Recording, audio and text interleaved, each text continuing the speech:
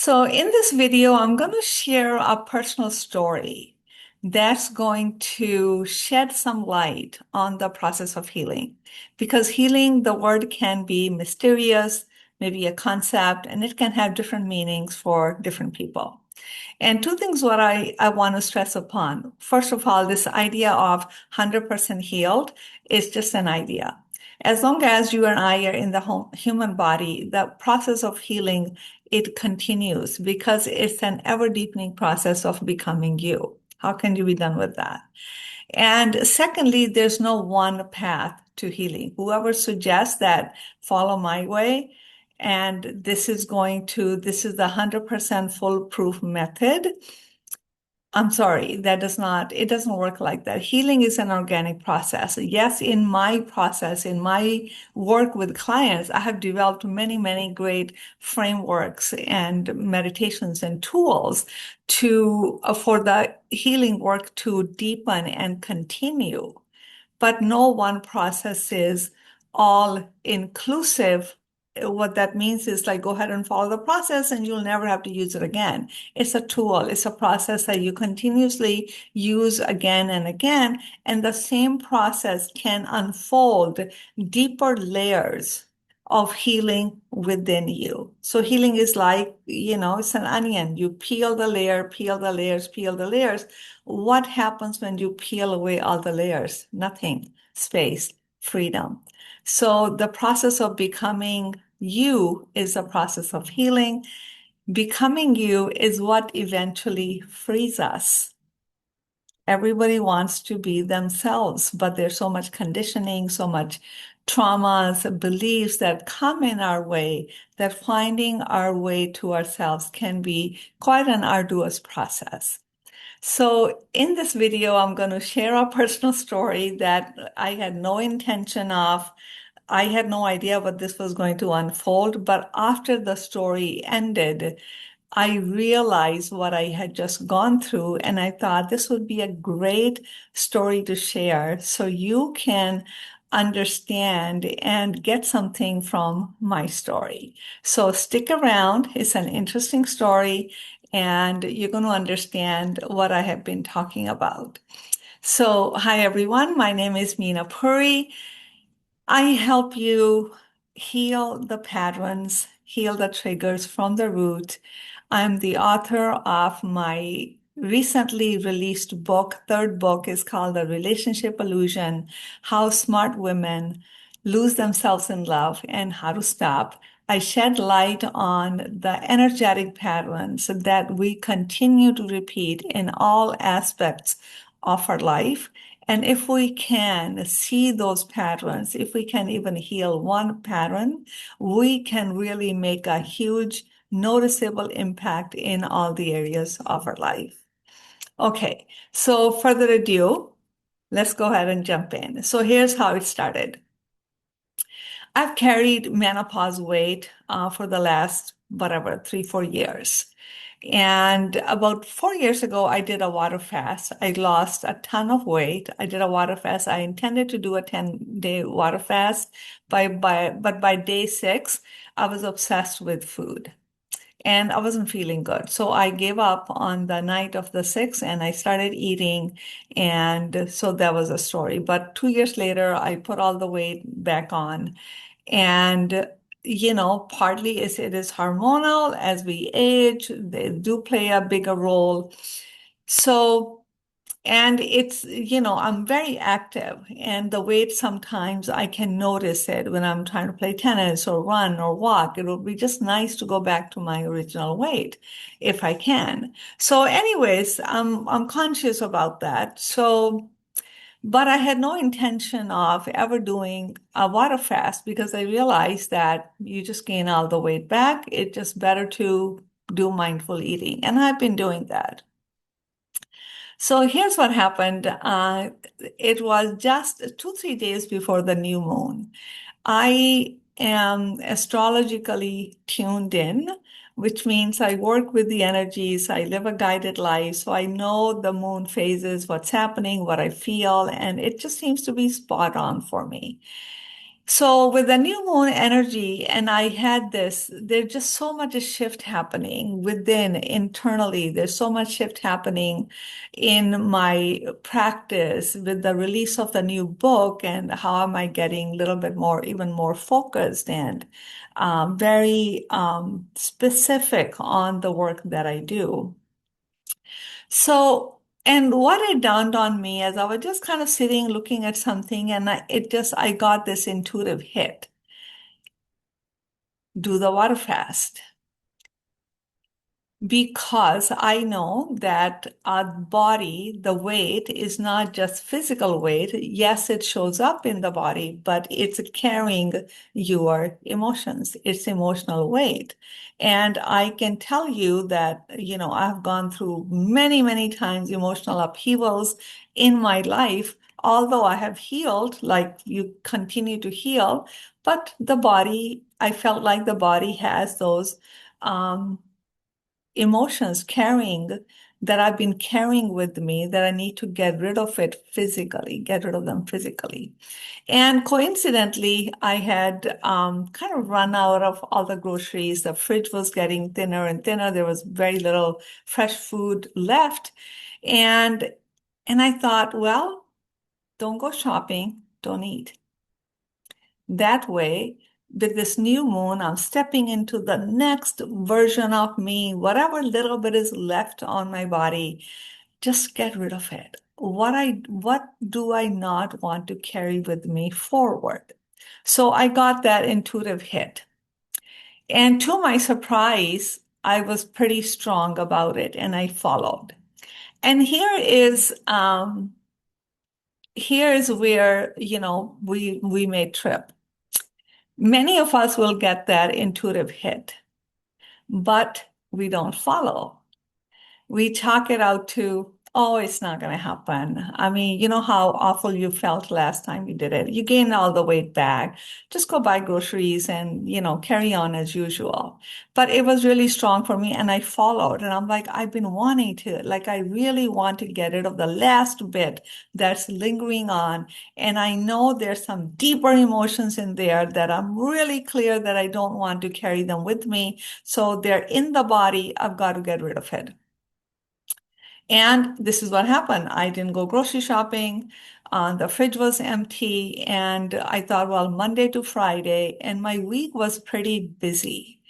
Out of the 5 days, 2 days, I had already scheduled to be in a recording studio.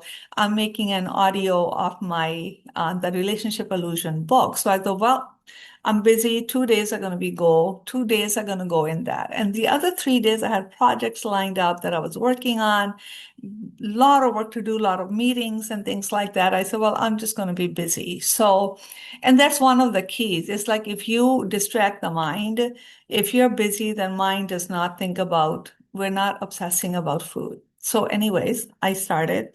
So, I got the intuitive hit pretty strong, but I listened, I followed through. So, what do you want to pay attention to is how many times do you get the intuitive hit and do you follow?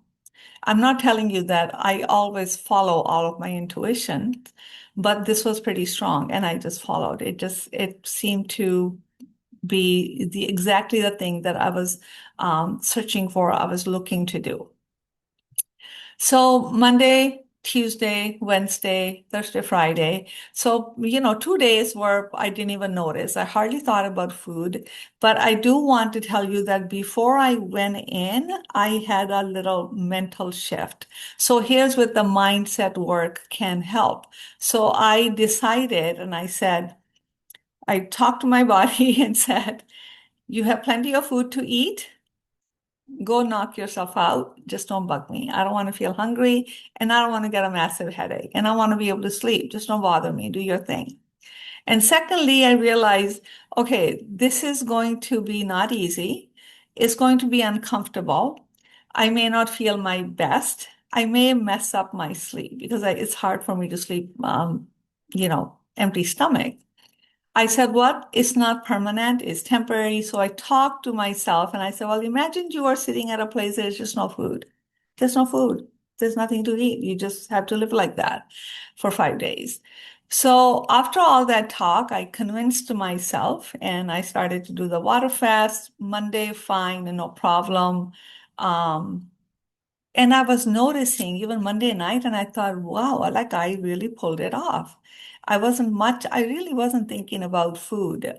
I was thinking about, there were so many work related stuff that I'm busy in. I was just really thinking about work. Second day, actually, I had a ton of energy. I even went for like an hour-long hike. Third day, Wednesday, I started to feel a little less energy. So day 4 and 5, I did have less energy and I did have like few sips of coffee because I had to, I'm not even a coffee drinker, but I had to record the book. So I didn't want to pass out. I wanted to have a little bit of energy so I can talk. There was, day and a half of constant talking and recording the book inside the studio. So I did have a little bit of coffee. Day 4, oh, here's what happened to day 4. So this is going on. It's going fine, no big deal. And I surprised myself, but I went in the kitchen. Kitchen was clean. No time wasted in cooking, eating, cleaning. And it's not like there's not food in the kitchen. There's nuts, there's oatmeal, there's some, chips, things like that, snacks sitting around. But I didn't touch a thing. I just had no interest. And so, anyways, day 4, I am recording the book. This was in the afternoon. And I came to a part where I shared a story of my really, really good friend that I lost a year and a half ago. It was, very difficult, very tragic. And of course, I grieved. But as the part came for me to read that story about him, I read one sentence and I felt myself choking. And I thought, okay, well, continue. Second part. And I said, okay, can we please take a pause? So we paused. I stepped out of the studio, sat outside, and the next thing I know, I had no control over it. I cried profusely in a way that I have not grieved for him. Of course, I've grieved for him, but not in that way. My body shook.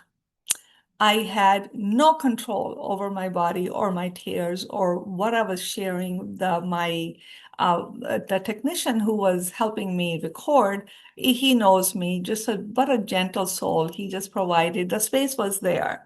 It already got created because I was just in the zone of recording, focus. There was nothing around me. And he provided the space, but just listening. And even if he was not there, this process would have happened. But him being there was like that added bonus. So I started talking about him and crying. So, anyways, needless to say, I cried for like hour and a half, longer, maybe, I don't know, until I couldn't cry anymore. And the recording, we obviously stopped. It was a long drive from the studio to my home, about hour and a half. So I sat in the car. I'm in the car, and I cried in the car too, off and on. This is where the process became somatic. It was organic. I had no idea the water fast I was going to be grieving for my friend. And I actually didn't even know I was carrying the grief in my body. I thought about many things, but that never even came to my mind. So, and I thought, well, I had set the intention that whatever is in my body that I don't need to carry with me, please, this water fast will help me release it. Well, it did. To my surprise, I just didn't know it was this. That would be so um, like real and full and deeply felt embodied experience. So when I talk about healing has to be embodied, I just gave you an example. This is an embodied healing experience because it was in the body. So from that, Next day, Friday, I had more recording to do. So I went back to the studio and I realized that I had not deleted his contact.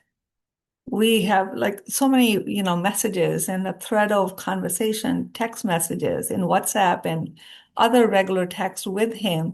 I never deleted it. I couldn't bear to delete it. But on Friday, after recording, I went to the lake. The area that this recording studio was by the lake. So I went to the lake, I sat there, and I actually really felt good about deleting because I felt I freed my friend from the phone. I freed him. He's already free, but I'm capturing him inside my phone. I won't let him go. So I deleted the messages, I deleted the contact, and it felt good. And it didn't feel like loss. It felt like he's not in the body, but he's forever in my heart. And he's always here with me. So that process felt really, really good. So I come home day 5 and I broke the fast with the soup Friday night. I could have waited till Saturday morning, but I was starting to get a little not feeling so great. And I thought, well, not eating and being uncomfortable for another 10 hours is not going to magically do anything. Technically, the water fast is 5 days, so I can end it. So I ended it. Next day, so it doesn't end there. You see how the layering happens? Like I released from the body, then I was able to release him from my phone, the contacts and all of that. It was a big deal. So Saturday, I'm just going along. I was supposed to go to a concert Saturday night, and I was getting some text about it, or somebody called me. I just noticed myself that I was harsh. Like, my friend asked me, like, oh, what are you like about clothes? I'm like, who cares about what you're wearing? Why do people focus on that? So, anyways, it was just not necessarily me. Things like that, that I'm just like, okay, whatever. I don't get a reaction to it, but I had a reaction. So I noticed myself for no reason at all that I was just feeling intense. I was feeling angry, but there was absolutely no reason to be angry about. So I went to the concert. Both of us didn't enjoy the concert so much. She left, I left, I came home, I went for a walk, and I go to bed at night and I'm just angry. I have no reason to be angry. Nothing had happened. So I thought, wow, isn't this interesting? Needless to say, I did not sleep. I was wide awake, and what all the different this relationship here, this friendship here, that little thing that bothered me, that little thing that somebody said, that little thing that I had felt. It's not that I don't know about it. It's not that I hadn't gone through that process before many times, but it came back again. But it came back again. And so I went through again like a scan of relationships, either with a family member or a friendship or whatever, not whatever little tiny thing was that was like the conflict or the painful thing, it came up again. So I went through all of that. And I think I wasn't sleeping anyway. So I think 4:35, maybe I got up, I meditated a little bit, and I did fall asleep. And I woke up, and I woke up and I realized that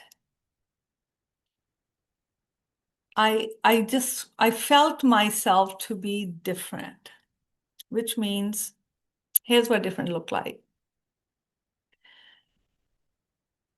I was, always still am one of those people who just trusts really easily. Always, always have until I kind of got, hurt by it. And then I learned I have to be discerning. I have to pay attention. I cannot just blindly trust everything and people.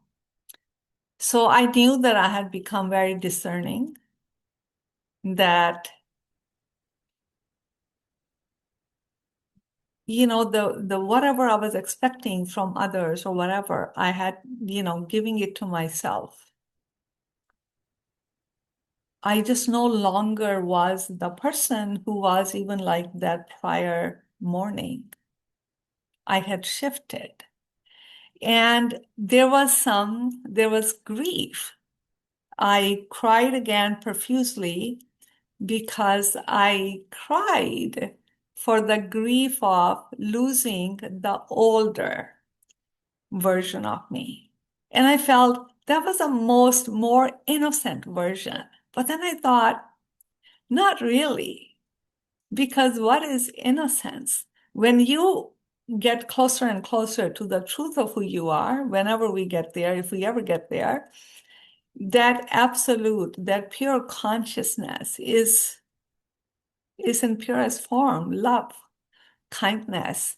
It doesn't judge. It is innocence. I said, no, no, no. I am not, my innocence is still there. The ability to trust is still there.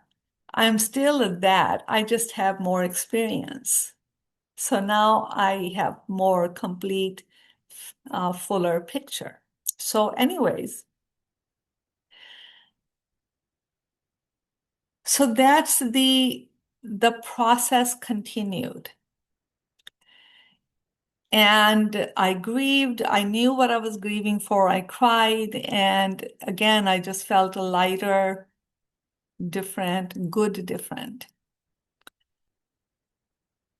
I had some breakfast. I slept because the whole night I didn't sleep. And I had, planned to do a few things that Sunday. And because I was tired, obviously, after the nap, I got up and I thought, well, I think that I want to go. I want to go do some of those things that I wanted to do. I wanted to go downtown Toronto. And and I did. And when I was in Toronto, there was just in Toronto downtown, there's just a lot happening. I came across this car show. I'm not into cars, but it was just interesting as to where it was. And when I was walking through the car show, there were some couple of stores. I went inside and I walked to the next thing and the next thing. You can walk forever in Toronto, and every corner there's something exciting happening. A lot of people. But I really felt that I was in a different timeline because I wasn't the same old me. The energy had shifted, the vibration was different. I had become someone new, a newer version of me. So, and that, what I'm talking to you about, like feeling like you were in a different timeline, that's identity work. So many times we can heal, but if you're still identified or attached to the older version of you, you fall backwards. Because even though you have healed, you really have strong attachment to the old version of you. And it's very natural because we're comfortable. We know the old version of ourselves. Like that's why I was grieving for that old version of me. So there is grief involved, not just the grief that sometimes life gives us, but grief of healing, grief of, oh my God, I was that, and now I'm this person. So there's grief in this transformation. And that grief also needs to be embodied, felt, and realized and processed. So walking downtown, like as if my identity had shifted. Because I had shifted, everything I experienced downtown, or whatever my eyes, whatever drew my attention, was probably the most amazing things that I could have seen. I saw this guy. He was like in Toronto, you can see a lot of different characters. He was like in totally Batman costume. He was beautiful. This black guy beautiful hair, black clothes. He got on rollerblades. He had even Batman glasses. He had this, portable music, and he just like rollerblading on the road with his music. It was just the most freeing sight that I had ever seen. And every corner I went to, there was just so much love I felt, so much excitement, so much high vibe, so much beauty, so much wonder, so much wow. Isn't this a wonderful world feeling? And that's what I experienced. It's probably the same world. It's just that my interpretation, my seeing shifted. What may have annoyed me before, now it made me feel like, oh my God, isn't this a miracle? Isn't this amazing? So, healing does involve not just a somatic integration, but there's identity work. And that's the process that I have. As much as I can make it into a process put together in the work that I do with clients, that's why they get the results they need. They get long-lasting results.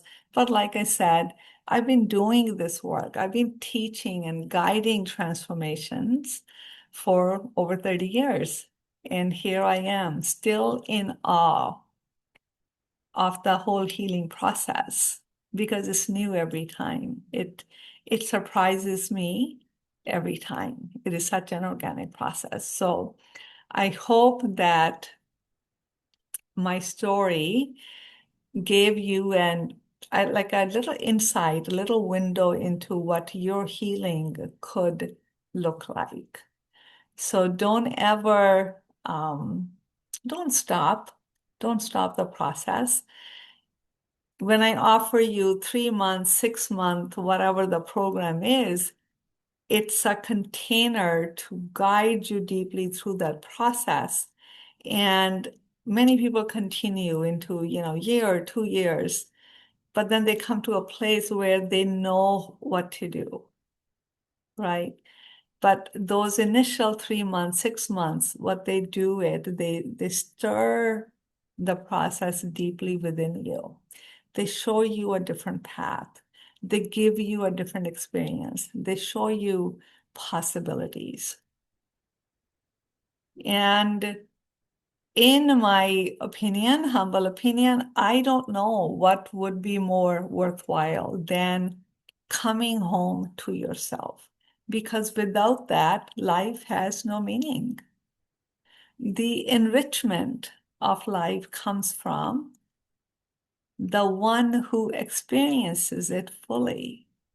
If you have not recognized yourself, then who is experiencing? Is it the wounded self, the traumatized self, or is it the healed version of you, or is it the most authentic, empowered version of you that is experiencing life? When that happens, that's where the word enrichment comes from because you experience it in your cells, in your tissues, in your bones. And without words, you can just say, oh my God, wow. It's like that, wow. I can't believe it. There are no words for it, but it's that deep knowing that soothes you, empowers you, makes you feel good in a way that nothing else can. So this was my process. And we are starting, I am offering a few spots for my 12 weeks root healing intensive program. Is an individual program. We meet on a weekly basis. You have 12 sessions with me. Again, it's a process and you pick your time and day, but we begin in the second week of July. We go all the way till the end of September. That's your 12 weeks. I have few spots that I have made open. If you would like to do that work with me, in the comments, it's a 12-week commitment. In the comments, go ahead and put the word commit and then I will send you the details. I would love to work with you. That 3-month process can really change the trajectory of your life. And instead of you dabbling here, dabbling there, doing healing in a piecemeal, fragmented way, I feel that coming from an Ayurveda, whole, holistic, whole human approach, I have created quite a deeper, whole integrated program that tries to miss as little as I can. It brings in so many different things that it gives you the whole picture. You're able to connect the dots and the confusion goes away. You know exactly where you are. You know exactly where you need to go. You know what to expect, and you have the support, my guidance throughout the whole 12 weeks. If you're interested, go ahead and comment, commit, and I'll be happy to send you the next step details. So thank you so much for listening to my story. Thank you for being here. If you liked this video, please hype, comment, share, and subscribe to the channel so more people can find my work. And all right, thank you so much, and I will see you at the next video.